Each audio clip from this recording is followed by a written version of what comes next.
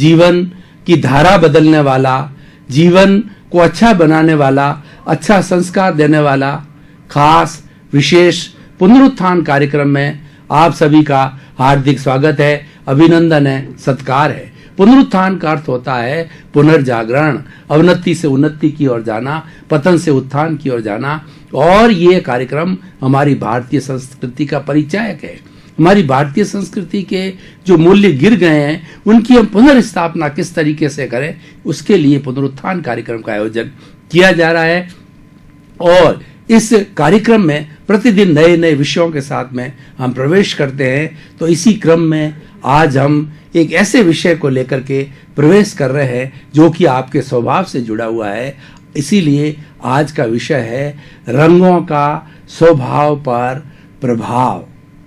ये सारी सृष्टि, भाई और बहनों, दर्शकगण, श्रोतागण, ये दो तत्वों से बनी हुई है।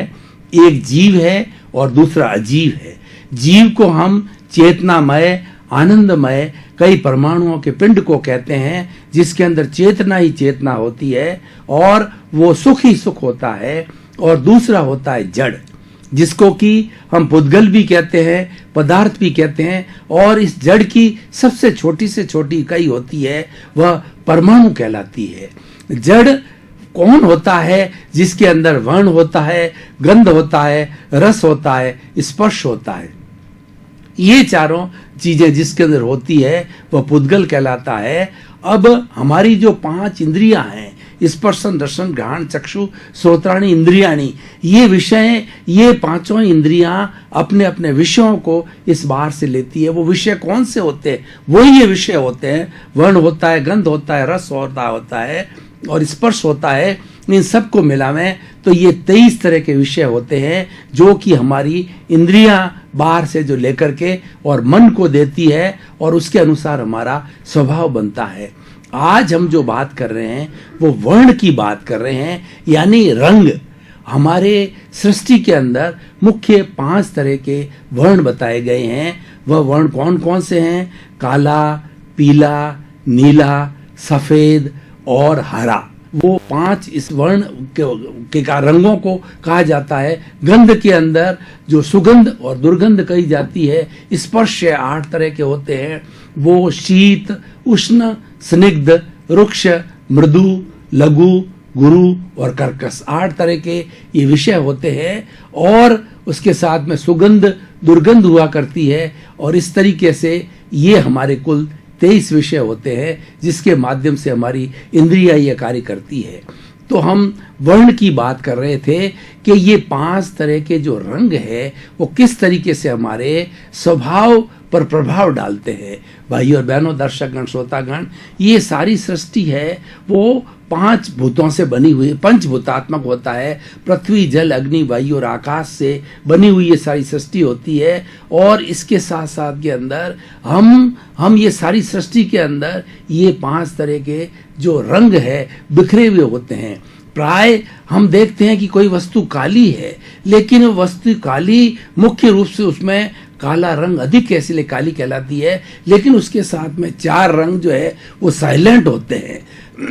कोई भी ऐसी वस्तु होगी उसके अंदर 5 ही वर्ण होते हैं, लेकिन 4 वर्ण साइलेंट होते हैं। कोई वस्तु पीली होती है तो पीला जो कलर है वो डोमिनेशन कलर होता है और बाकी के 4 कलर होते हैं वो साइलेंट होते हैं। इसीलिए जैसे भौरा है, भौरा तो काला होता है, लेकिन 4 जो है वो रंग है वो साइलेंट रहते हैं, लेकिन भौरा काला होता है और वो साइलेंट कलर होते हैं।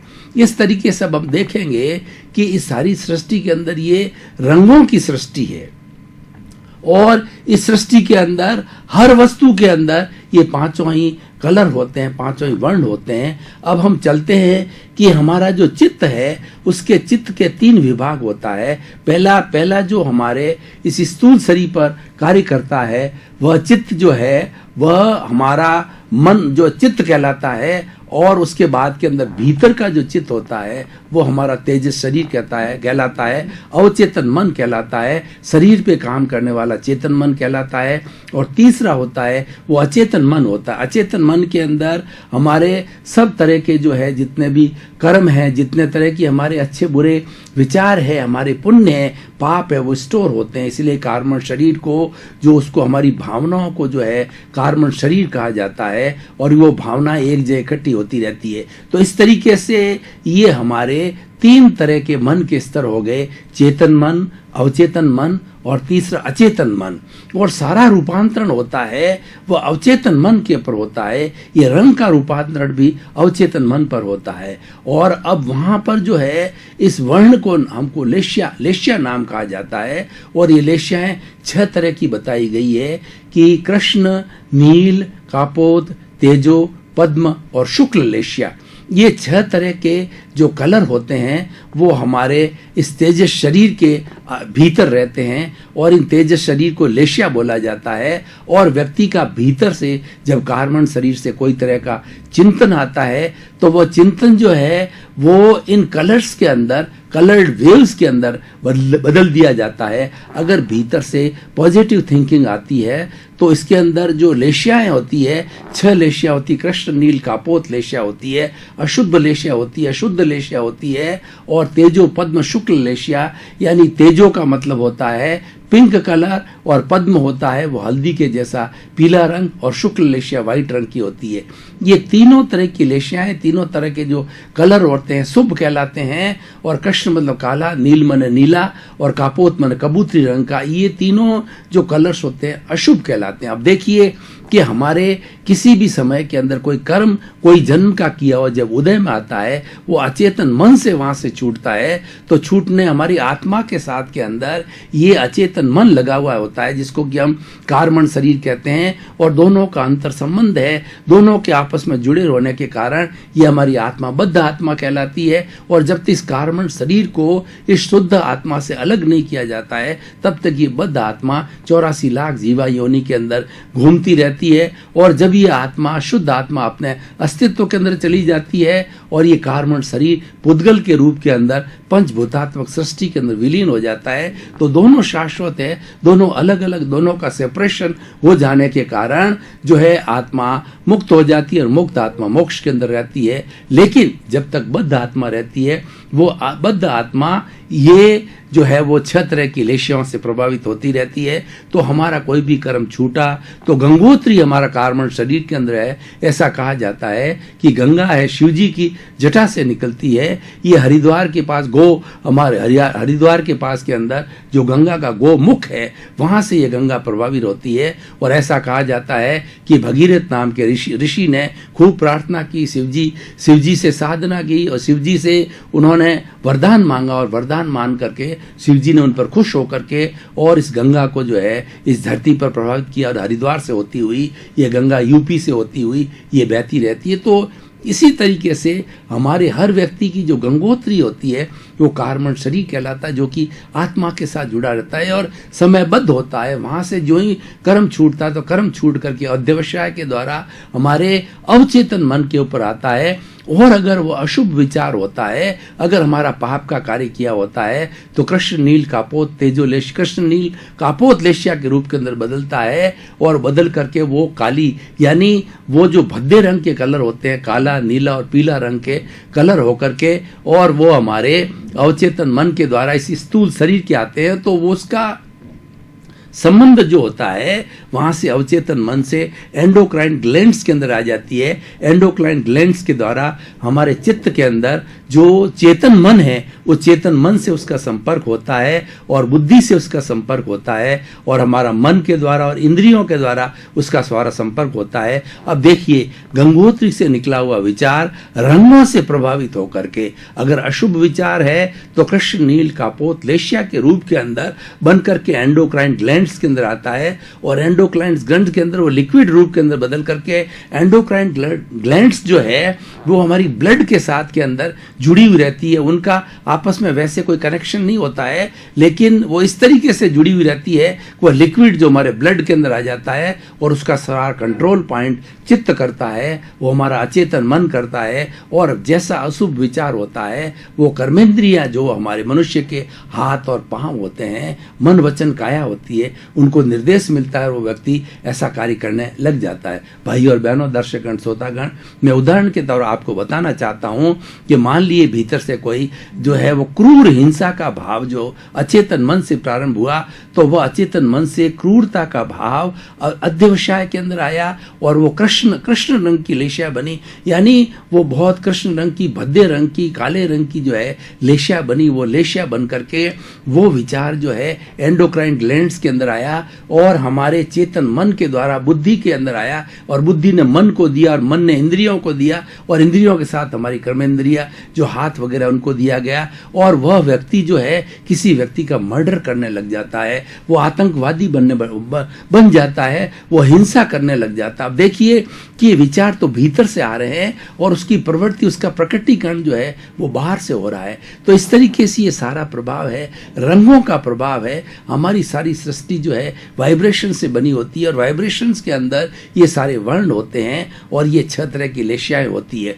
अब मैं एक दूसरे रूप के अंदर आपको बताना चाहता हूं कि मान लीजिए हमारे भीतर कोई पुण्य का संस्कार है, अच्छा संस्कार हमारा उदय के अंदर आता है, कर्म उदय में आता है, तो उसी रास्ते से, उसी जरिए से वो वहाँ से हमारे उस कार्बन शरीर से निकल करके, अध्यवसाय से निकल करके अच्छी लेशियाएं बनती है, अच्छी शुभ लेशियाएं कहलाती है। वो तेजो पद्म और शुक्ल लेशियाएं कहलाती है। ये ब्राइट कलर की होती है, और तेजो लेशिया चमकता हुआ जो है वो गुलाबी रंग का होता है, और पद्म लेशिया चमकता हुआ हल्दी जैसा पीला रंग होता है, और शुक्ल लेशिया एकदम चमकता हुआ व्हाइट कलर होता है। जिस व्यक्ति को भीतर ये कलर दिखाई देते हैं और जिस व्यक्ति को वो कलर प्रिय होते हैं, उस तरह की वस्तु देखने के आती है। अब देखिए कोई भी व्यक्ति वैरागी अनासक्त होता है तो वो भगवा कलर उसको अच्छा लगता है। भगवा कलर क्यों पहनता है व्यक्ति, क्यों धारण किया जाता है कि वह कलर उसको अच्छा लगता है, और भगवा कलर अनाशक्ति का है,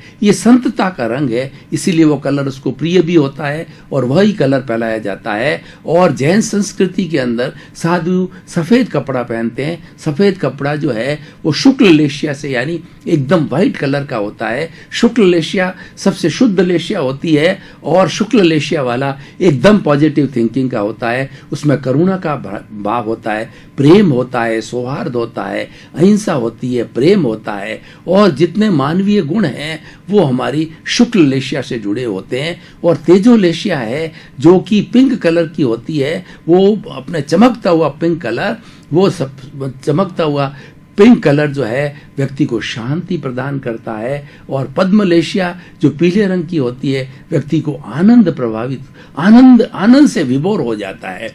ये सब हमारे रंगों से जुड़ा हुआ है, और जैसे जैसे अच्छे रंग होते हैं वैसे अच्छा ओरा बनता है, और ओरा के द्वारा व्यक्ति का चिंतन बनता है। देखिए कि हमारा सारा प्रवाह भीतर से आ रहा है, रंगों के माध्यम से आ रहा। उस रंगों के माध्यम से हमारा स्वभाव कैसे बनता है वो हम देखें कि तेजो पद्म शुक्ल लेशिया का प्रवाह जो है अवचेतन मन के ऊपर आ रहा है। वो पॉजिटिव थिंकिंग है, वो अच्छे विचार है, वो पुण्य के विचार है, तो व्यक्ति के ऊपर अवचेतन मन के ऊपर आते हैं, और उसके बाद के अंदर रूपांतरण होता है और व्यक्ति के अंदर अच्छा चिंतन जारी होता है। तो इसीलिए उस चिंतन, अच्छे चिंतन के साथ में उसका जैसा अच्छा चिंतन होता है वैसा उसका व्यवहार होता है, जैसा व्यवहार होता है वैसा आचार होता है, जैसा आचार होता है वैसा व्यवहार और स्वभाव हो जाता है। अब देखिए रंगों का स्वभाव से सीधा संबंध हो जाता है, एकदम जुड़े हुए होते हैं। और आज हमारे विज्ञान ने बहुत से प्रयोग किए रंगों के माध्यम से, और रंगों के माध्यम से ये पाया है कि व्यक्ति का किस तरीके से परिवर्तन भी किया गया है। ऐसे बहुत से रंगों के जो है आज उदाहरण विज्ञान ने दिए हैं कि मान लीजिए ये हम बताएं आपको कि ये डॉक्टर लोग जब ऑपरेशन करते हैं तो ग्रीन जो है गाउन या ग्रीन कपड़ा क्यों पहनते हैं। ग्रीन कपड़ा जो है स्वास्थ्य का परिचायक है। ग्रीन कपड़ा पहनने से उनको खुद को जो है अच्छे स्वास्थ्य की अनुभूति होती है, और मरीज के ऊपर भी उसका अच्छा प्रभाव पड़ता है, और रंगों के वातावरण से वह एक स्वास्थ्यमय वातावरण बन जाता है। दर्शकगण, श्रोतागण, हम काफ़ी समय से एक विषय पर विवेचन कर रहे थे। अब थोड़ा तरोताज़ा होने के लिए हम ब्रेक ले रहे हैं। ब्रेक के बाद इसी विषय पर विचार विमर्श के लिए पुनः हाजिर होंगे।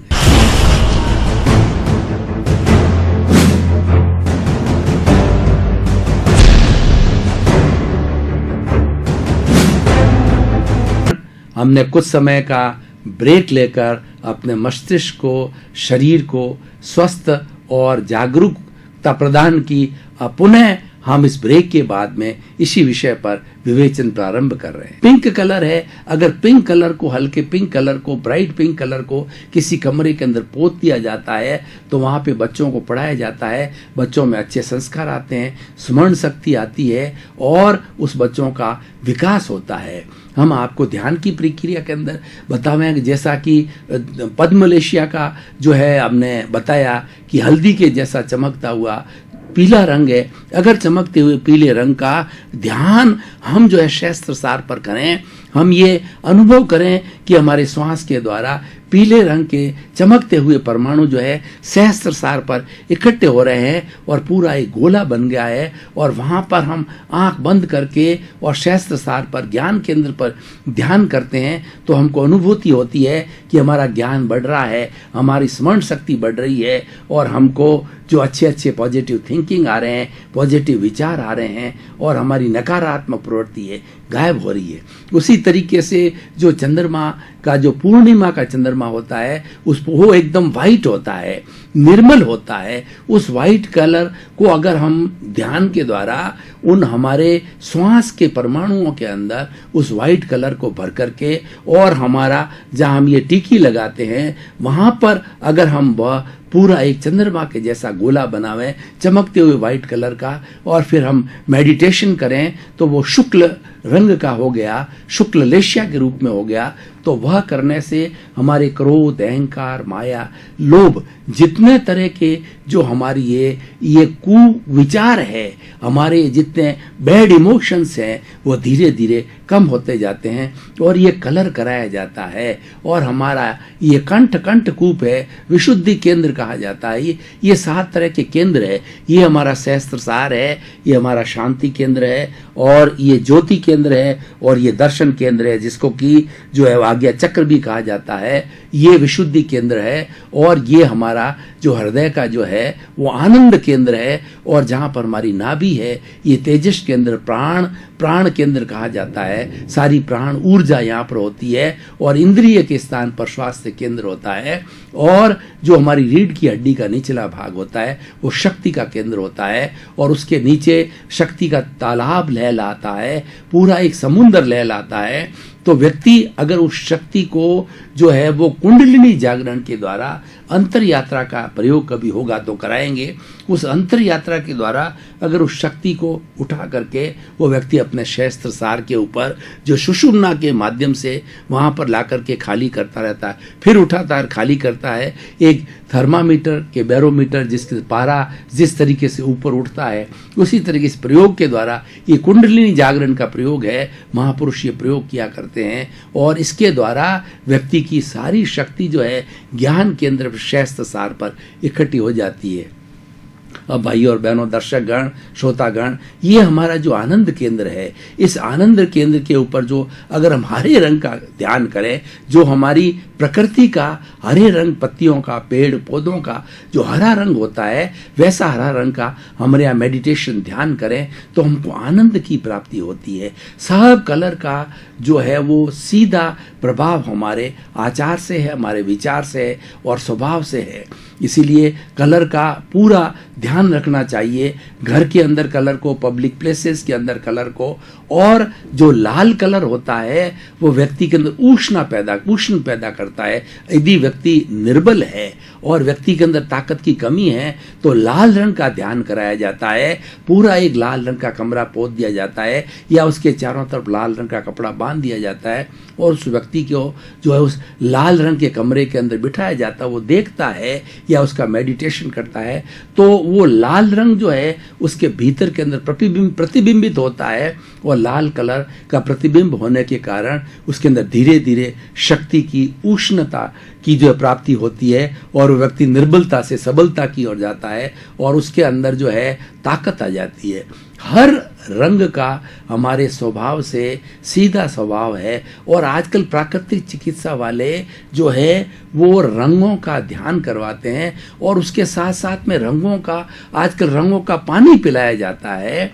जैसे कि जो कुछ अपने कांच की बोतलें होती है, उनकी कांच की बोतलों के अंदर शुद्ध पानी को भर करके और सूर्य की रोशनी के अंदर रखा जाता है, कलर्ड वाटर को। उसके अंदर मान लीजिए बैंगनी कलर का रंग लगा उसका भर दिया जाए, या पिंक कलर का रंग जो कि पीने योग्य होता है, जो कि स्वास्थ्य के लिए हानिकारक नहीं होता है, वो रंग डाल करके और उसको सूर्य की रोशनी के अंदर रखा जाता है।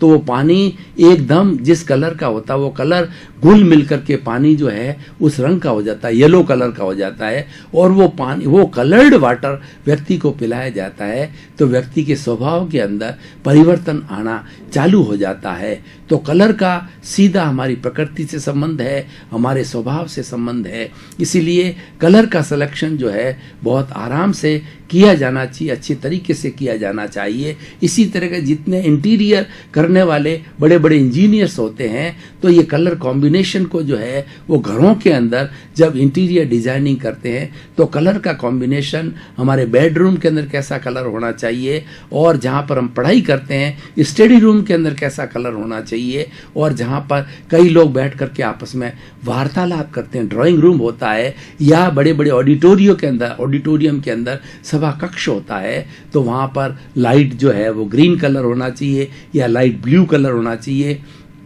ये कलर जो है स्वास्थ्य वर्धक होते हैं, बुद्धि वर्धक होते हैं, अच्छा चिंतन करने वाले होते हैं, और हर स्थिति के अंदर जो है वो हमारे को जो डार्क कलर्स है, जो भद्दे हैं, जैसे कि जो ब्लैक कलर है, ब्लैक कलर जो है वो आप देखिए कि मैं आपको भाई और बहनों, दर्शकगण, श्रोतागण एक उदाहरण के द्वारा बताना चाहता हूं कि जितने वकील लोग जो होते हैं वो ब्लैक कलर का कोट ही क्यों पहनते हैं, और डॉक्टर लोग व्हाइट कलर का कोट क्यों पहनते हैं, कि जो वकील होता है वह किसी की बात से प्रभावित नहीं होना चाहिए, जज होता है वो किसी की बात से प्रभावित नहीं होना चाहिए। तो जो काला कलर होता है वह अप्रभावित होने वाला रंग होता है, चाहे एविडेंसेस हो, चाहे किसी की हो, बिना प्रभावित हुए ही वो अपना जजमेंट करता है, या वो जज होता अपना जजमेंट करता है, या वकील होता है वो एविडेंसेस देता है या अपना पक्ष प्रस्तुत करता है। तो ये अप्रभाव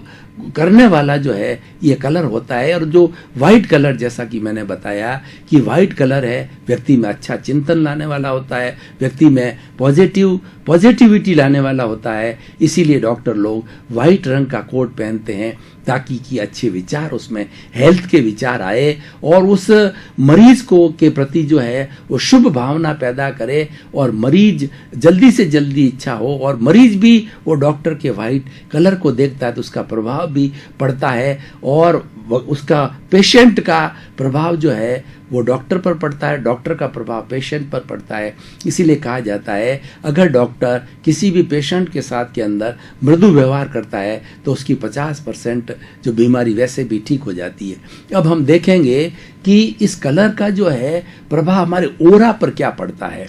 हर व्यक्ति जैसा चिंतन करता है उसके 2-3 इंच या 1 फुट चारों तरफ जो है, इस जो चिंतन हमारा मस्तिष्क है उसके चारों तरफ एक गोला बनता है, जिसको हम ओरा कहते हैं, गोलाकार। अगर व्यक्ति शुभ चिंतन करता है तो ये ब्राइट कलर के तेजो पद्म शुक्ल लेशियाओं का ओरा बनेगा, और व्यक्ति हिंसा के भाव रखता है, घृणा के भाव रखता है, नकारात्मक भाव रखता है और आर्त ध्यान करता है, तो कृष्ण नील कापोत लेशियाएं जो कलर्स है उसका जो ओरा बनता है।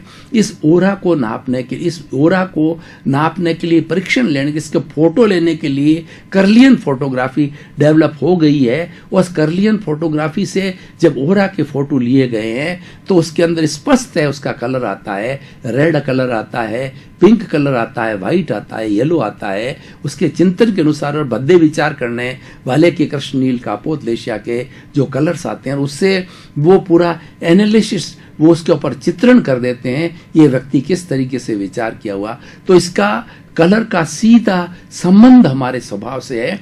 और सारी सृष्टि जो है ये वर्णात्मक सृष्टि है, ये रंगों से परिपूर्ण है, इसलिए हर व्यक्ति रंग से प्रभावित होता है। हम कैसे कपड़े पहनते हैं, हमारे ऑफिस के अंदर किस तरीके का दीवारों का कलर है, जिस वक्त हमारा पेन किस कलर का है और हमारा वाहन किस कलर का है, हमारा ध्यान किस कलर पे जाता है। तो भाई और बहनों, दर्शकगण, श्रोतागण, ये आप हमेशा ध्यान रखें कि ब्राइट कलर के जो कलर्स होते हैं वो हमें उपयोग में लेने चाहिए, और जो भद्दे डार्क कलर्स होते हैं जैसे कृष्ण है, नील है, कापोत है, और ये भद्दे कलर के डार्क होते हैं, उनको अवॉइड किया जाना चाहिए, क्योंकि उसका सीधा स्वभाव हमारे जो है वो चरित्र पर होता है और हमारा चरित्र कलर के अनुसार ही बनता है। और ख़ास करके जो हमारे बच्चे होते हैं जिनको कि स्मरण शक्ति तेज होनी चाहिए, उनको पढ़ाई में, लिखाई में, व्यक्तित्व विकास, उनके अंदर अच्छे संस्कार का रोपण करना चाहिए। तो उसके लिए तो कलर का पूरा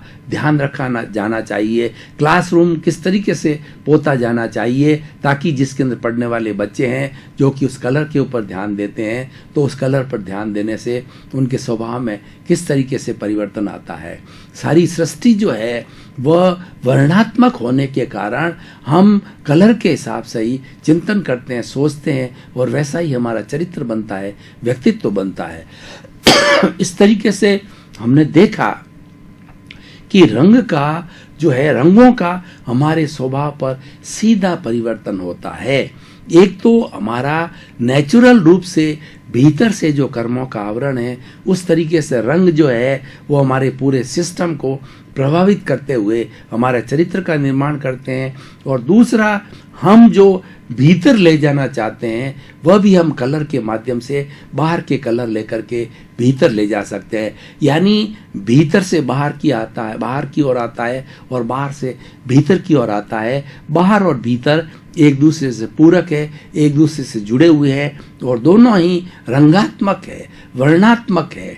हम वर्ण से दूर नहीं रह सकते, और वर्ण का सीधा असर हमारे भोजन पर भी पड़ता है कि किस वातावरण के अंदर किस रंग का हम भोजन करते हैं। इसीलिए आजकल जो ये रेडीमेड बहुत सी कलर्ड चीज़ें आती है वह हमें खानी नहीं चाहिए, क्योंकि उन कलर्ड चीज़ों के अंदर भी हमारे चित्त पे उसका प्रभाव पड़ता है, मन पे प्रभाव पड़ता है, चिंतन पे प्रभाव पड़ता है, और उसके अनुरूप ही हमारा व्यक्तित्व बनता है। इसीलिए हम भाई और बहनों, दर्शकगण, श्रोतागण, आज के इस विषय से हम बताना चाहते हैं कि मनुष्य का कलर से सीधा संबंध है, और जिस जिस व्यक्ति का जैसा जैसा स्वभाव है उसको वैसा वैसा कलर प्रिय होगा। जैसा मैंने बताया कि जो संत प्रकृति का होता है उसको भगवा कलर बहुत प्रिय होता है। जब भगवा कलर देखता है तो उसका चित्त जो बहुत शांत हो जाता है, उसको शांति मिलती है, सुकून मिलता है। इसीलिए भगवान के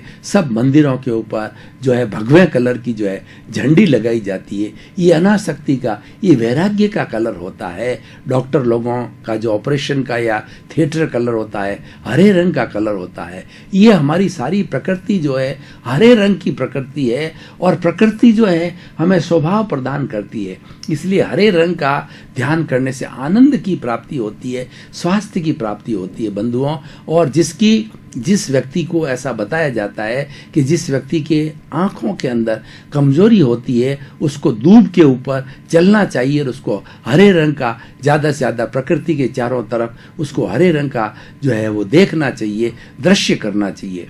दर्शकगण, श्रोतागण, भाई और बहनों, मातृशक्ति, आपको बहुत बहुत नमन, आपके प्रति कृतज्ञता कि आप पुनरुत्थान कार्यक्रम के अंदर विशेष रुचि ले रहे हैं। और जब पुनरुत्थान कार्यक्रम दिखाया जाता है, अच्छी संख्या के अंदर आप हाजिर होकर के इसको देखते हैं, ये इस बात को सिद्ध करता है कि आपको हमारी भारतीय संस्कृति, स्वास्थ्य, स्वभाव, शिक्षा, वैराग्य और सत्संग इन चीज़ों के अंदर बहुत रुचि है। और पुनरुत्थान कार्यक्रम का हमारा उद्देश्य यही है कि जगत का कल्याण हो। सर्वे भवन्तु सुखिनः सर्वे भवन्तु निरामया। आप सबका जीवन मंगलमय हो, आनंदमय हो, सुखमय हो, वैराग्यमय हो, त्यागमय हो, धर्ममय हो। आप सभी के प्रति मंगल भावना, शुभकामना।